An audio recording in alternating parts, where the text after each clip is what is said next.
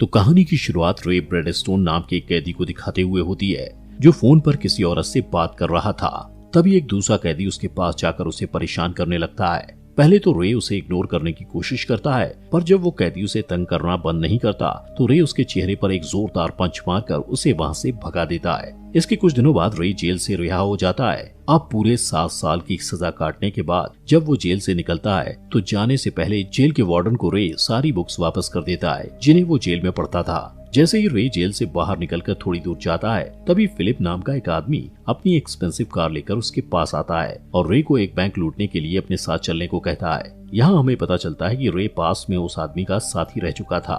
Philip रे को बार बार bank में चोरी करने के लिए मनाने की कोशिश करता है। ये सब सुनकर रे चलते चलते रुक जाता है और फिलिप को उसकी कार चलाने के लिए पूछता है, जिससे फिलिप को लगता है कि शायद वो उसकी बात मान गया। फिलिप रे को ड्राइविंग सीट देने के लिए कार से उतर जाता है, लेकिन तभी रे फिलिप को वहीं छोड़कर कार को चलाते हुए दूर निकल जाता है और अपने घर पहुंचकर वो अपनी वाइफ और बेटी की फोटो देखने लगता है।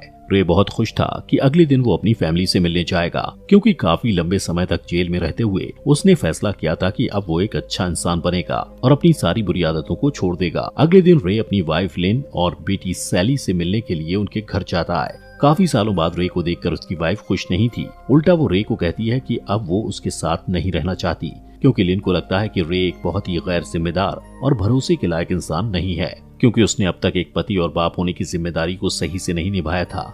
जब वो दोनों बात कर रहे होते हैं, तभी सैली स्कूल से वापस लौट आती है और अपनी माँ की तरह वो भी रे को देखकर उससे ढंग से बात तक नहीं करती।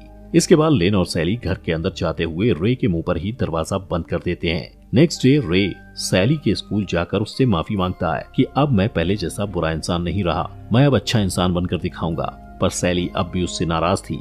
तभी सैली चुपचाप वहाँ से चली जाती है, लेकिन अचानक रे को वहाँ पर कुछ पटाखे फूटने की आवाज सुनाई पड़ती है और जब वो उस आवाज की तरफ जाता है तो देखता है कि कुछ लड़के आपस में लड़ रहे थे। वो उन लड़कों को लड़ने से रोक देता है और उन्हें प्रिंसिपल के पास भेज देता है। वहाँ रे की मुलाकात सैली की क्लास टीचर मिस मिलर से होती है और वो दोनों एक दूसरे को अपना इंट्रोडक्शन देते हैं। रे के इस अच्छे बर्ताव और बात करने के तरीके से इम्प्रेस होकर मिस मिलर अगले हफ्ते होने वाले म्यूजियम टूर के लिए रे को बच्चों की सुरक्षा के लिए उनके साथ चलने के लिए कहती हैं, जिसके लिए रे तुरंत मान जाता है, क्योंकि उसे लगता है कि सैली के साथ दोस्ती करने का ये अच्छा मौका है।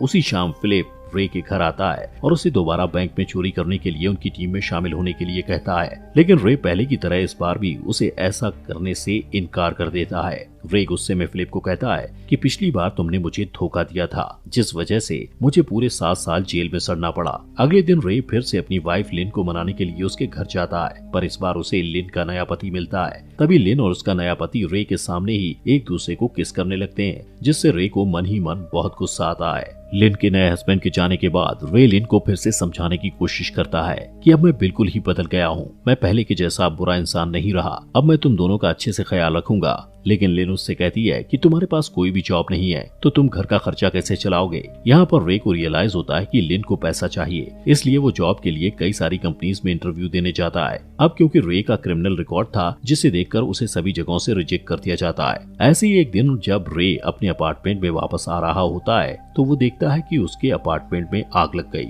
जिससे उसका सारा सामान जलकर राख हो चुका है। अब उसके पास कोई और चारा नहीं था, इसलिए वो बैंक में डकैती डालने के लिए फिलिप की टीम को ज्वाइन कर लेता है। कुछ दिनों बाद फिलिप, रे और उनके 2 साथी कार में बैठकर बैंक की तरफ डकैती डालने के लिए जा रहे होते हैं। जब वो बैंक तक पहुंच जाते हैं तो फिलिप और उसके 2 साथी अपने चेहरों पर मास्क पहनकर पीछे के दरवाजे से बैंक के अंदर घुस जाते हैं। वहीं रे को कार में बैठे रहने को कहा गया था, इसलिए वो वहीं बैठकर उनके लौटने का इंतजार करता है। तभी अचानक उसकी नजर उसकी बेटी सैली और उसकी क्लास के दूसरे बच्चों पर पड़ती है, जो म्यूजियम टूर के लिए एक बस में चढ़ रहे थे। उसी टाइम रे अपनी बेटी सैली की तरफ देखता हुआ पास में सैली के साथ बिताए हुए खूबसूरत पलों को याद करता है, जिससे उसे एहसास होता है कि अब जो वो करने जा रहा है वो बहुत ही गलत काम है और उसे ये नहीं करना चाहिए। इसलिए वो कार से बाहर निकलकर कार की चाबी को झाड़ियों में फेंक देता है और स्टूडेंट्स की बस में सवार होकर मिस मिलर को कहता है कि मैं बच्चों की सेफ्टी करने के लिए तैयार हूँ।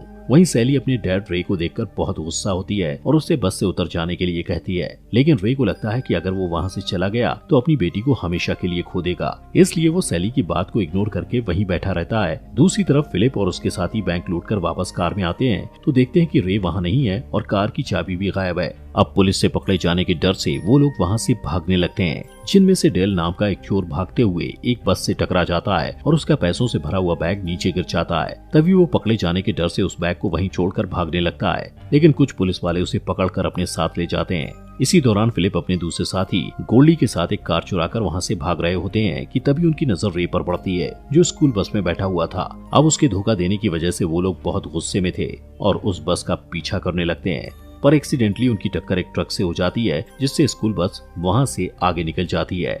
लेकिन फिलिप ने बस पर लिखा हुआ उस स्कूल का नाम पढ़ लिया था, जिससे फिलिप किसी तरह उस स्कूल में फोन करके ये पता लगा लेता है कि उनके स्कूल की बस आखिर जा किधर रही है। वहीं डेल को जब होश आता है तो वो खुद को एक हॉस्पिटल में पाता है। तभी वहाँ 2 पुलिस वाले आते हैं जो उससे बैंक डकैती के बारे में पूछताछ करते हैं। डेल से पूरी जानकारी लेने के बाद पुलिस वालों को पता चलता है कि पैसों का बैग एक स्कूल बस में है, जो कि उनके चोरी करते टाइम वहीं बैंक के पास ही कहीं खड़ी थी। वहीं दूसरी तरफ रे सभी स्टूडेंट्स के साथ म्यूजियम में पहुंच जाता है, लेकिन वहां सभी स्टूडेंट्स को पता चलता है कि जो टूर गाइड उन्हें इस म्यूजियम को घुमाने वाला था वो बीमार होने के कारण नहीं आ सका। यहाँ रे नहीं चाहता था कि उसकी बेटी म्यूजियम में बोर हो, इसलिए वो खुद स्टूडेंट्स को वॉलंटियर और गाइड करने के लिए तैयार हो जाता है। क्योंकि उसने जेल में रहते हुए म्यूजियम और एनिमल्स के बारे में बहुत सारी बुक्स पढ़ी थी, इसलिए उसे इन चीजों की अच्छी खासी जानकारी थी।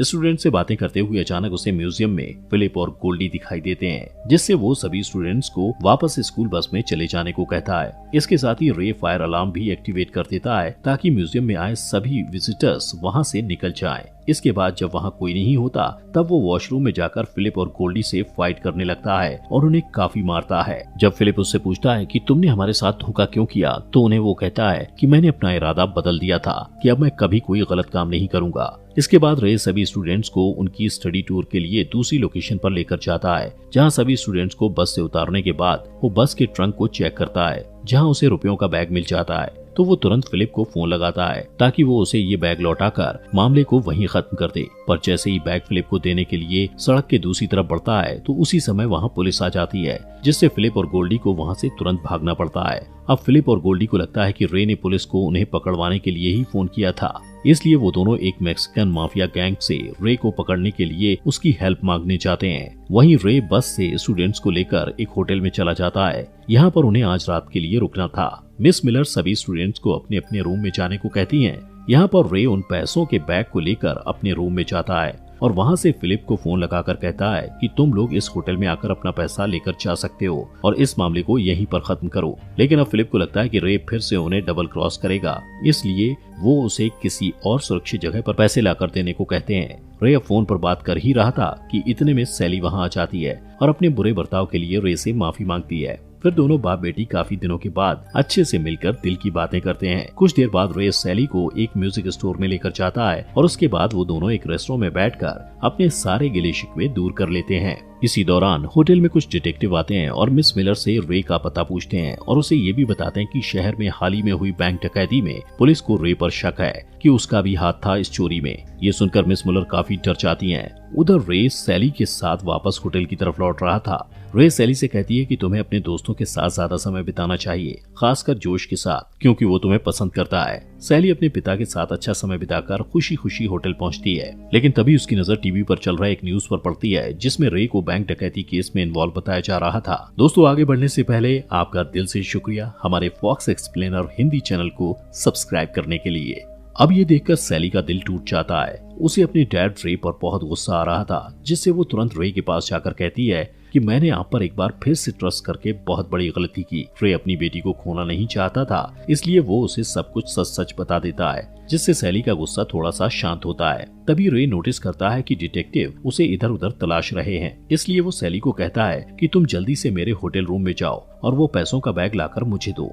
अब जैसे ही सैली उसे वो बैग लाकर देती है तो रे उसे अपने दोस्तों के पास वापस होटल में जाने के लिए कहता है और खुद बैग लेकर फिलिप को लौटाने के लिए उसकी बताई हुई लोकेशन पर निकल पड़ता है। वहीं सैली जैसे ही होटल में एंटर होती है तो फिलिप और गोल्डी उसे किडनैप कर लेते हैं। दूसरी साइड रे फिलिप के बताए हुए ठिकाने पर पहुंच जाता है। वहाँ उसे फिलिप की जगह मैक्सिकन गैंग के 3 मेंबर्स दिखाई देते हैं। इस बात से चिढ़कर वो उन तीनों को बिना डिटर्जेंट के धो डालता है। तभी रे को फिलिप की कॉल आती है और वो बताता है कि हमने तुम्हारी बेटी को किडनैप कर लिया है। ये सुनकर रे को और भी ज्यादा गुस्सा आता है और वो उन्हें धमकाता है कि अगर उन लोगों ने उसकी बेटी को जरा सी भी तकलीफ दी तो वो उन्हें कुत्ते की मौत मारेगा। लेकिन फिलिप पर उसकी बात का कोई असर नहीं पड़ता और वो उसे एक सीक्रेट लोकेशन पर बुलाता है और कहता है कि हमें हमारा पैसा दे देना और हम तुम्हें तुम्हारी बेटी सौंप देंगे। रे तुरंत एक टैक्सी में बैठकर उस लोकेशन पर जाता है जहाँ फिलिप ने उसे बुलाया था। वहां पहुंचकर रे टैक्सी ड्राइवर को कुछ रुपए देकर उसे समझाता है कि जैसे ही सैली टैक्सी में बैठेगी वो उसे लेकर वहां से दूर चला जाए।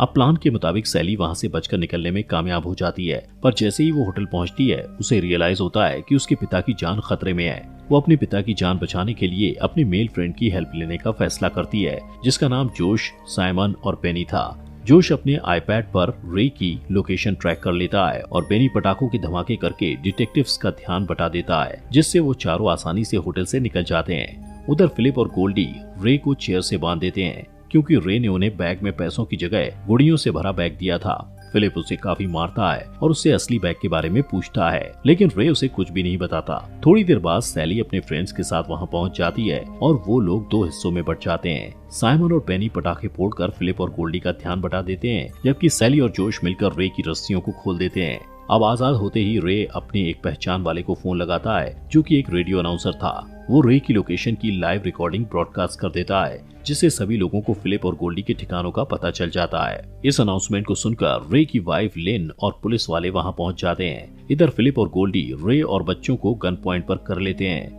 फिलिप को पता नहीं था कि उसकी सभी बातें रिकॉर्ड हो रही थीं, इसलिए वो ओपनली बोलता है कि रे का इस बैंक डकैती में कोई हाथ नहीं है, पर वो लोग उसका फायदा उठाने के लिए उसे इस बैंक डकैती में शामिल करना चाहते थे। इतना कहकर फिलिप उन सब को शूट करने ही वाला होता है कि तभी वहाँ पुलिस पहुँच जाती है और उन दोनों क्रिमिनल्स को पकड़ लेती है। अब फाइनली रे निर्दोष साबित हो जाता है क्योंकि बैंक डकैती के समय वो स्टूडेंट्स के साथ स्कूल बस में था। अब यहाँ पर लिन भागती हुई आती है और अपनी बेटी को सही सलामत देखकर थोड़ा राहत महसूस करती है, पर सभी बच्चों की जान खतरे में डालने के लिए रे को थप्पड़ मारती है जिस पर रे कोई रिएक्शन नहीं देता, सिर्फ इतना कहता है कि अब मैं एक अच्छा इंसान बन गया हूँ। मूवी के लास्ट सीन में हम रे को रेडियो स्टेशन पर काम करते हुए देखते हैं जहाँ उसे फिलिप की कॉल आती है जो उससे जेल की लाइफ में एडजस्ट होने के लिए उसकी एडवाइस मांगता है। तो रे उसे सलाह देता हुआ कहता है कि जेल में तुम्हें शांति से रहने के लिए दूसरे कैदियों के साथ लड़ना पड़ेगा, हमेशा सच का साथ देना होगा और दीवार के सहारे बैग टिका कर सोना होगा। और इसी के साथ ये मूवी यहीं खत्म हो जाती है। दोस्तों, हमारे फॉक्स एक्सप्लेनर हिंदी चैनल को सब्सक्राइब करना मत भूलना।